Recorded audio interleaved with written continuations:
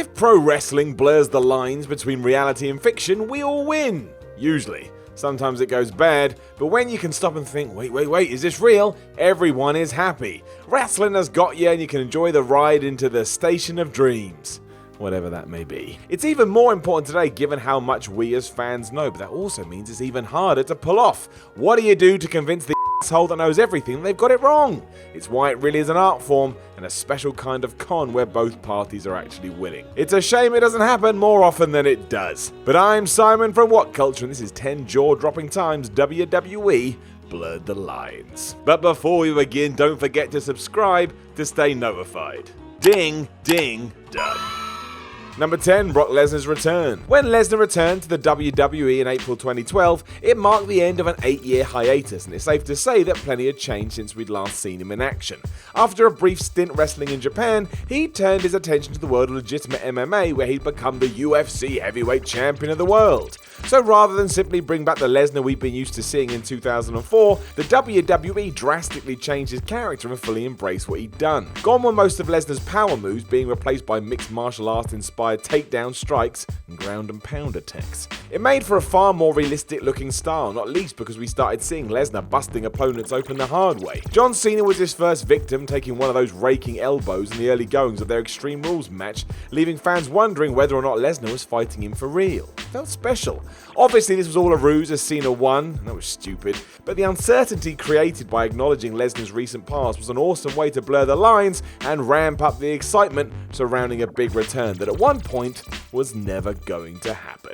Number 9, GOLDUST burns his gear. Dustin Rhodes is probably someone who would have appreciated a character change like the one Brock Lesnar was afforded. Today, his GOLDUST character fills the role of a harmless, light-hearted comedy act, but back in the 90s, the story was rather different. There he was portraying the sexually suggestive, bizarre one, who at one point almost got breast implants and would later become embroiled in some weird bondage angle with Luna Vachon. That stuff wasn't great, but there was a good year or so period where he was on fire. With all the nonsense though, it would have been perfectly understandable for Rhodes to have grown sick of the craziness, and so the WWE capitalized on that possibility by having him turn on his own character. Dustin came out and actually burned his GOLDUST costume before cutting a promo on Vince McMahon that touched upon him being robbed of his dignity, family name, and being horribly misused. He even referenced the breakup of his real-life marriage. Was all of it entirely true? Probably not. But it was certainly believable and a novel way to add a new twist to the roller coaster ride that this gimmick has always offered. Number 8, Bam Bam Bigelow vs Lawrence Taylor. When former New York Giants linebacker Lawrence Taylor attended the 1995 Royal Rumble, it appeared to be just another of those celebrity fan appearances that the WWE loves to draw attention to,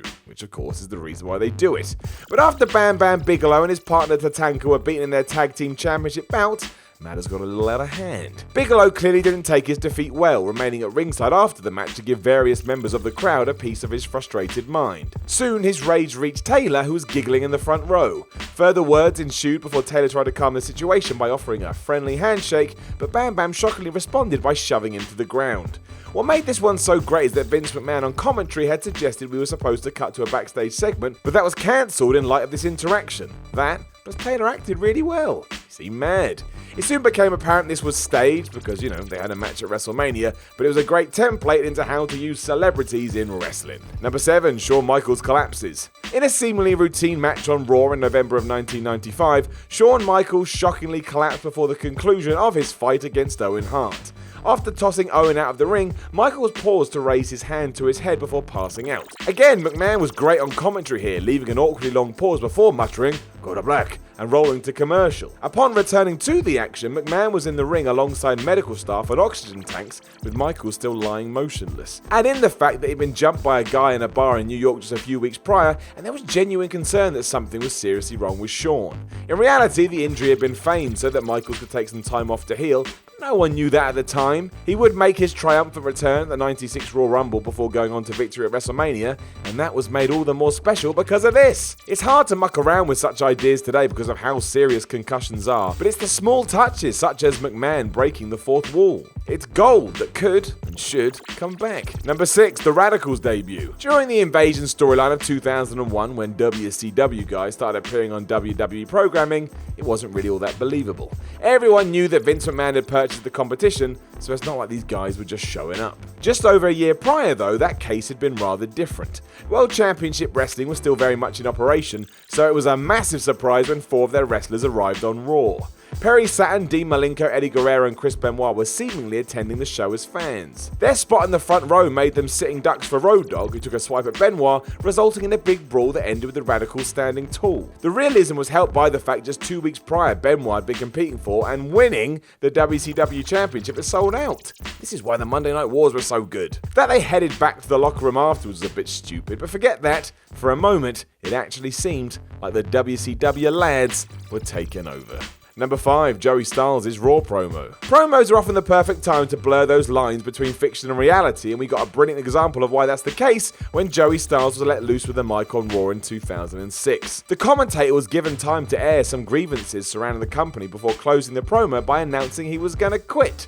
Now that final punchline wasn't entirely accurate, but basically every other point he covered in this promo had a great deal of truth behind it, and that's what made it feel real. Styles slated the use of the terms sports, entertainment and superstars, and the fact that he had to ignore the moves and holds in matches in order to tell stories instead. Furthermore, he let it known he was mad at being pulled from the Backlash pay-per-view. Because of course, we know this was all bull because he was back on screen the following month for the One Night Stand 2006 pay-per-view, and actually remained with the company until August 2016, working behind the scenes on WWE.com as the Vice President of Digital Media Content.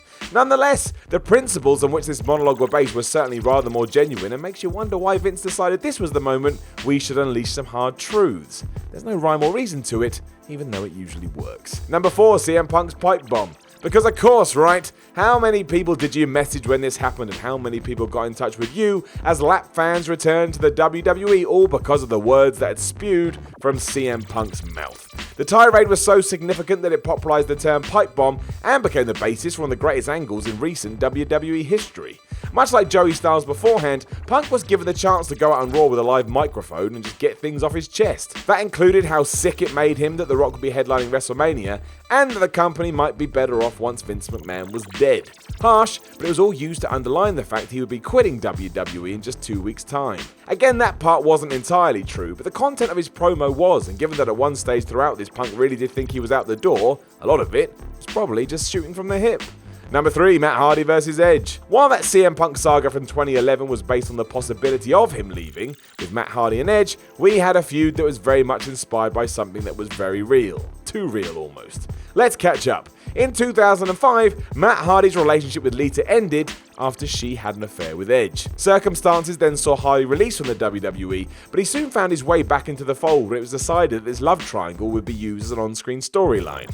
Isn't wrestling weird? With Hardy baying for blood, he made a dramatic return to Monday Night Raw, taking out the rated R superstar to the light of the crowd and setting in motion a bit of program that would run through the summer. This really was an example of art imitating life, and it was both great and horribly uncomfortable. Number 2, the curtain call. Maybe one of the best examples of blurring the lines in pro wrestling happened all the way back in 1996. With Kevin Nash and Scott Hall having recently signed for WCW, they were afforded one final moment at the end of a Madison Square Garden house show. After a closing cage match between Nash and Shawn Michaels, Hall was allowed to make his way to the ring to bid farewell to his buddies. Not much of a problem here then, since both were faces at the time, but when Triple H joined the celebration, no one was quite sure what to make of it. Here were Nash, Michaels, Hall and Triple H clearly showing their true allegiances, despite the fact that WWE had spent months telling you otherwise.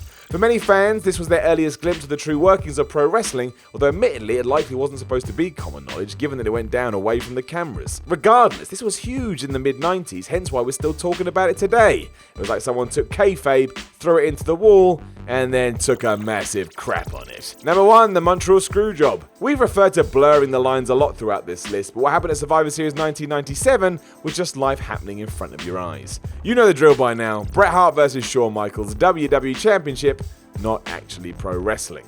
But yeah, when Vince McMahon took control into his own hands and rang the ring bell after Michaels put Hart in the sharpshooter, we weren't watching a fictional storyline happening, but just the next step in a war between WWE and WCW. Without doubt, one of the most controversial moments in WWE history, some still speculate as to whether or not this was real, so I guess in that sense it did blur some lines, but come on, it would have come out by now otherwise, especially given who was involved. The finish would be repeated in years to come, but of course, never with so much realism behind it. In all honesty, there will probably never be another storyline as reality-based as this one. Gosh, can you believe that that person said that about that particular video on that entry? I sure can't. But you should like, share and subscribe below anyway. And also, the people who made this video, they're right here. Go follow them and give them some love. Also, there's more content, probably above my head. Check it out. Or don't. 50-50.